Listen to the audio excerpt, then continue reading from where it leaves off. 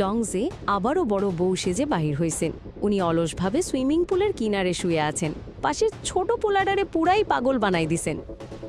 জিজিয়াও স্নোকুইং ফ্যাংয়ের পোলা, ভালা না? খুব বড়।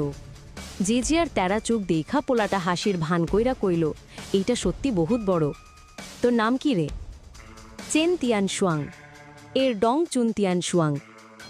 তার ইচ্ছা কইরা দেওয়া পরিচয় শুই না জেজিয়ার মুখ ভরা বিদ্রুপ হয়ে উঠল।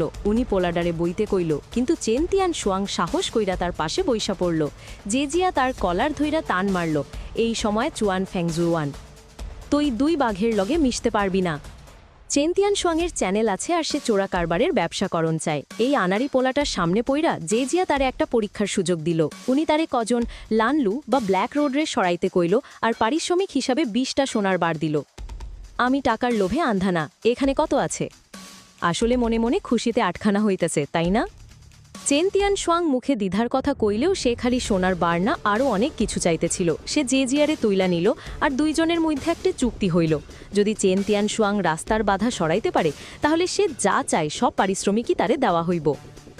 চেন তিয়ান শুয়াং লগে লগে লগে রাজি হয় নাই, কারণ সে পুলিশের একজন গোপন এজেন্ট। এখন সে একজন ছোট মাস্তান সাজছে, যাতে মাটির তলের পরিবহন লাইনের পিছে যেই আছে তারে বাইর করতে পারে।